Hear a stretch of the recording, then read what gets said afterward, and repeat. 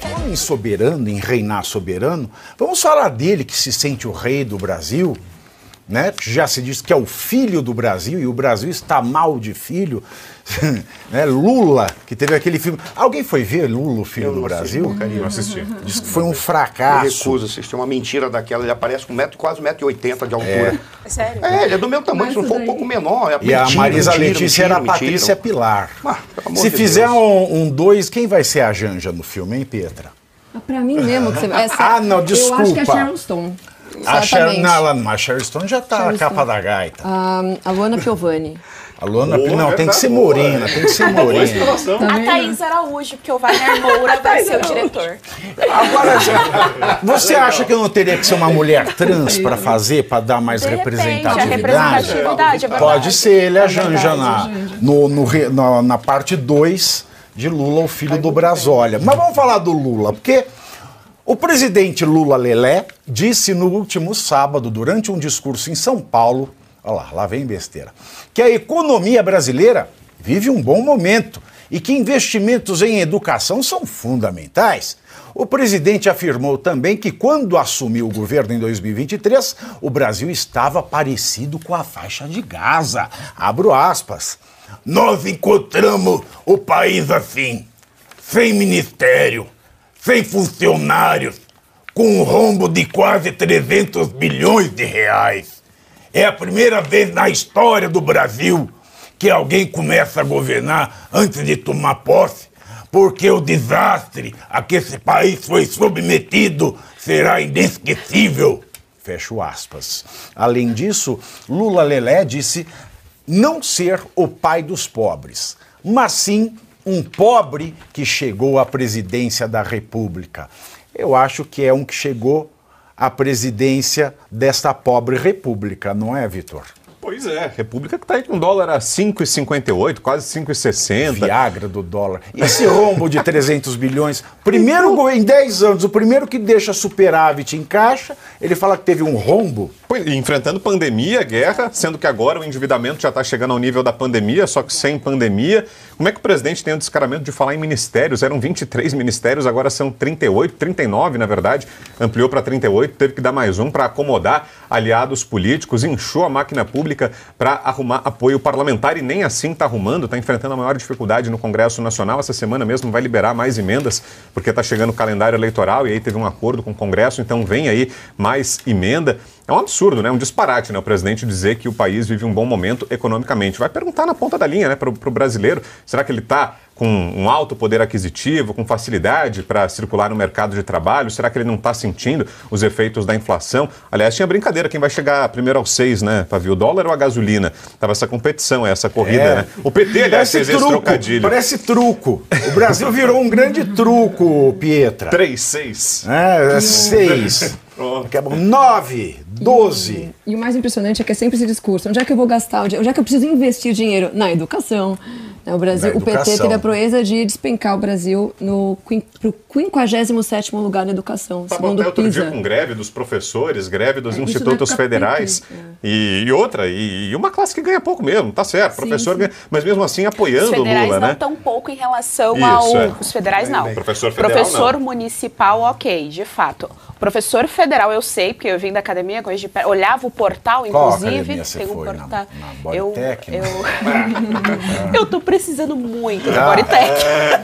Na Smart Fit, na First. Eu e a Petra vamos na First. Olha que chiques vocês, né? Vou sair e levar um... Eu chego, ela tá saindo. Eu vou sair de lá qualquer dia, agora vai ter um ovo na minha cara. Obrigada.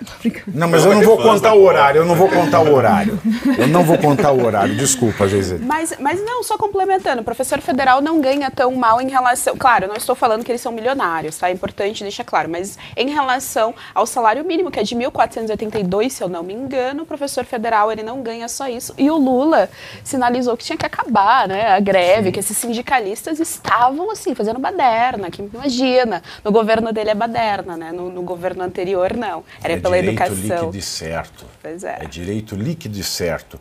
E aí, o que o senhor achou desta fala linda do presidente, professor? Bom, tudo se espera do Lula, porque ele é um poço de contradições. Antes eu achava que ele fazia isso por discurso racional, não. A sensação que eu tenho hoje é que ele é mitômano mesmo, ele tem essa mania de ficar apresentando elementos que não correspondem à realidade, mas ele acredita nisso. Hoje eu tenho a sensação de que é isso, talvez essa seja a grande realidade dele. Mas é curioso que quando você olha a frase que o Lula adotou, tá? Ele disse assim, quando eu cheguei, eu descobri que estávamos na faixa de Gaza. É interessante isso que ele falou. É maravilhoso até. Eu vou te dizer por qual razão. Porque o que configurava a faixa de Gaza antes... havia um grupo de terroristas que ficavam se colocando contra um governo que tentava dar uma linha correta para o Brasil. Estou falando de 18 até 22. Tentava dar uma linha correta para o Brasil. E, de repente, o Hamas tomou conta. Parece que ele está falando da faixa de Gaza de 2007. Por quê? Porque, afinal de contas, o que você vê são pessoas radicais que se contrapõem a tudo que é diferente, não apenas em termos de argumento, mas se contrapõem com ódio. Nunca nós vimos tanto ódio sendo destilado para a sociedade brasileira como a gente encontra agora. Poxa, professor, mas imagina, sem querer interromper, mas imagina se fosse o Bolsonaro comparando o Brasil com a faixa de Gaza. A reação que não é vir na imprensa, faixa de Gaza citada por Bolsonaro, tem 10 mil mortes de crianças por dia. E reação que a gente não vê agora. Agora, no caso, quando ele fala, de repente, ele apresenta um comportamento extremamente radical, exclusivista, segregador de tudo aquilo que é diferente dele, ao ponto de querer o extermínio do diferente, porque me parece que é assim que ele se comporta quando ele faz alguma manifestação. Poxa, quando ele veio, ele disse, nós vamos unir o Brasil. A primeira coisa que ele fez no primeiro dia é dizer, somos nós contra eles. Praticamente ele disse isso. Manteve aquele mesmo discurso de ódio ao invés de união do povo brasileiro. Em síntese, se ele se refere que nós vivíamos na faixa de Gaza e ele veio para trazer o equilíbrio, não procede. Eu prefiro dizer que, quando ele veio, ele trouxe o ódio que você encontra na faixa de Gaza quando um determinado grupo tomou o poder. E um grupo que é identificado no mundo inteiro como terrorista, apesar de ter um braço político. Mas é um grupo terrorista. Se ele está falando isso, então eu digo, realmente, presidente, o senhor está certo nisso, só que agora a faixa de Gaza, no momento mais radical, está com a sua presença, porque o senhor só destila ódio. O senhor não fala nada que seja para tentar mostrar pontos de convergência dos demais. Aquele que está contra, o senhor odeia. Aquele que um dia lhe prejudicou, o senhor veio para vingança. Deixa eu lhe contar um segredo. Não faz política quem tem rancor, porque a política é a busca da convergência, não é a luta entre amigos e inimigos. O senhor aprendeu isso, certamente na década de 60, com aqueles marxistas que estavam a reboque de um cara que foi o porta-voz jurídico do regime nazista, que era o Carl Schmitt, que dizia simplesmente que, afinal de contas, a política é uma relação amigo-inimigo. O que é mentira, não é isso. A política não é relação amigo-inimigo, é a busca de convergência, coisa que ele não faz. Ele reduz a política a uma relação amigo-inimigo. Só para encerrar, olha que coisa curiosa. Ele diz assim, eu sou um pai dos pobres, ele não gosta de ser chamado dessa maneira. Claro que ele não gosta de ser chamado dessa maneira, porque, afinal de contas, ele não sabe o que ele está fazendo ali. Ele simplesmente está buscando, de todas as formas possíveis, se vingar daqueles que foram contrário a eles antes, e agora tenta impedir que haja uma construção de um projeto de país. É exatamente isso que ele representa nesse momento. Eu acho que ele é pai dos pobres.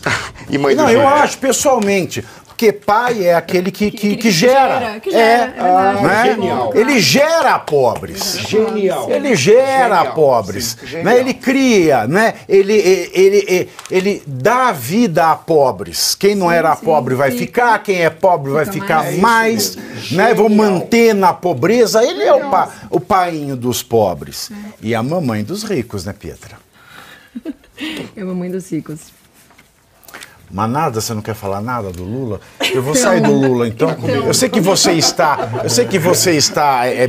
meio arisca, meio escaldada com esta família. Mas você sabe que eu não ia voltar a falar de política, né? Eu estou há 1 ano e meio sem sequer me informar sobre política, mas a política, eu falei esses dias, que então é igual vamos falar que não sobre aceita o pecado. término, sabe? A política me chama de volta. Vamos falar sobre o pecado, então. O pecado da mentira. Qual círculo do inferno está reservado ao Lula?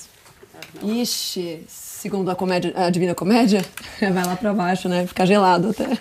Eu acho que não tem círculo suficiente. Não tem círculo suficiente. Tem um vídeo, rapidinho, sobre a questão da mentira. Vocês já viram, existe um vídeo que circulou na internet há muitos anos, onde o Lula está assumindo que mentiu em um congresso na França, que ele fala, né? Que ele tá na França, e ele confessa, ele fala, não, porque eu falei que tinham 5 milhões de crianças na rua passando fome. Aí falaram, mas como assim, Lula? Não pode ter isso. E depois o Jamilé veio e falou assim, não existe de criança no mundo. Não tem isso de criança. Uma coisa então, mais ou menos isso assim. É uma prova, né? Mais do que uma prova de como ele realmente não leva a sério a verdade, né?